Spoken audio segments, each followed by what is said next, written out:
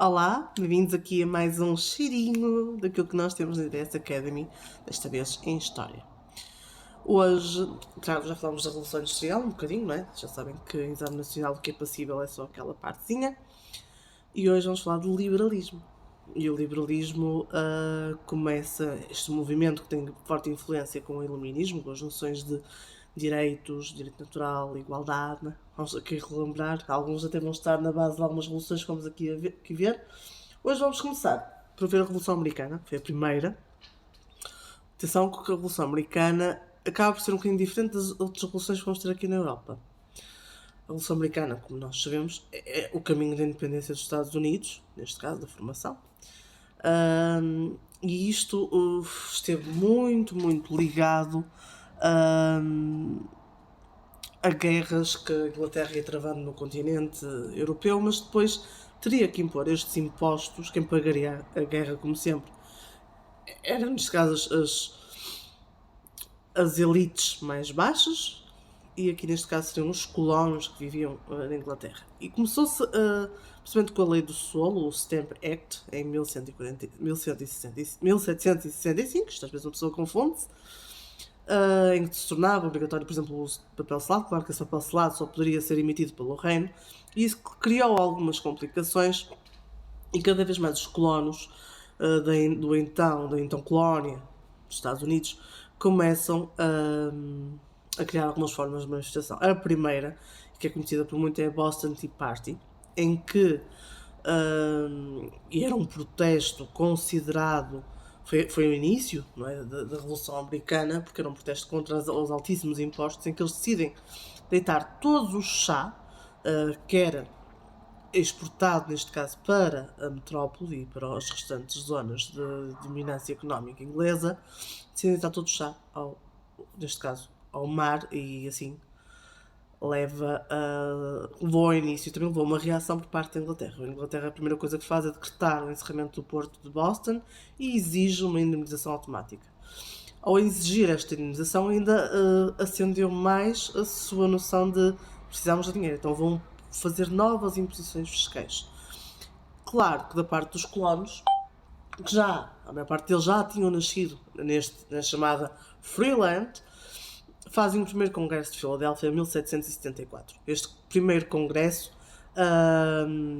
proibiu inicialmente todo e qualquer comércio com a Inglaterra, e a Inglaterra passou a considerar, obviamente, estes colonos como rebeldes. No segundo Congresso de Filadélfia foi decidido então responder à guerra que a metrópole estava assim a fazer, e começaram a constituir alianças, por exemplo, com a França, e também formar algum tipo de exército. Aqui o comando foi entregue a um senhor que também não vos era estranho o nome, George Washington.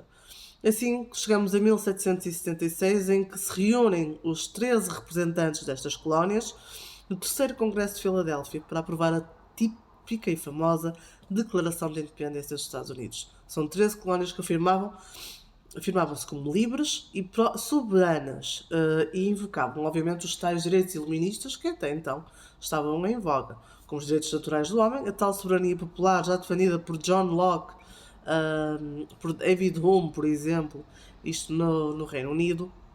E assim nasce-nos um novo Estado parlamentar, ou melhor, federal e parlamentar, os Estados Unidos da América.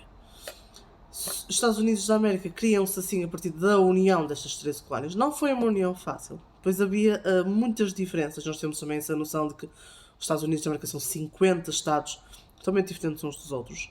Houve assim o trabalho que foi feito pelos chamados pais fundadores, Founding Fathers, de neste novo Estado, como George Washington, Benjamin Franklin, Thomas Jefferson, James Madison, no fundo achar o que era igual a estes 13 Estados, estas 13 colónias. E assim nasce em 1787, em Filadélfia também, a Constituição norte-americana. Esta Constituição vai ser inspirada no sistema político inglês, e em que criamos assim um sistema federal, ou seja, uma Constituição que estabelece um Estado central e poderoso, mas com relativa autonomia de cada Estado. Por isso é que nós atualmente não vemos as leis completamente organizadas numa nos Estados Unidos da América, né? Vemos cada Estado com a sua própria lei. Obviamente que aqui vamos pegar na base, os direitos e as liberdades individuais têm que ser asseguradas, e é assim nos Bill of Rights que estão assegurados nas 10 primeiras emendas. No entanto, inicialmente a escravatura é mantida, assim como os índios são completamente excluídos desta construção de nação americana. Ou seja, há aqui eu ia dizer antítese, uma contradição quando se fala em direitos naturais e ao mesmo tempo eles excluem e acabam por excluir grande parte da população que vivia já lá. Quanto à organização dos poderes, a Constituição vai definir que os mesmos têm que estar separados, legislativo, executivo e judicial, e tem que haver um sistema de governo presidencialista. Ou seja, o chefe do Estado é o presidente dos Estados Unidos da América, neste caso, o presidente. É ele que é o presidente do Estado, é ele que é o presidente do governo e é eleito. E aqui está, às vezes, a grande dificuldade de se perceberem, quando às vezes vemos notícias, mas foi eleito em X Estado e não ganhou. Eles têm um chamado colégio eleitoral, ou seja, dentro desse colégio, e tem a ver com o número de habitantes de cada Estado, vai eleger o seu próximo presidente, nosso presidente do Estado.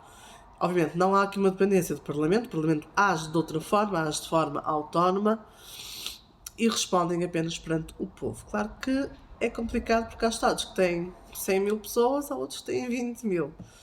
Os tribunais também têm aqui um poder totalmente autónomo e acabam por também ter um poder de controlo dos atos dos governantes. O que é certo é que a Revolução Americana foi conhecida como a primeira Revolução Liberal, que é um movimento em que vai haver a ruptura com o antigo regime e com as leis pré-estabelecidas do mesmo, e foi um serviço, obviamente, e depois teve ali como aliados os franceses, e serviu como exemplo às grandes revoluções liberais, a França, a Inglaterra, que vamos ver mais à frente, aqui na Europa. Assim, chegamos ao fim de mais um videozinho, curtozinho aqui na DS Academy. Já sabem, mais informações da dsacademy.pt, não só sobre história, mas também sobre matemática, português, aquilo que queiram. Estamos à vossa disposição. Até à próxima!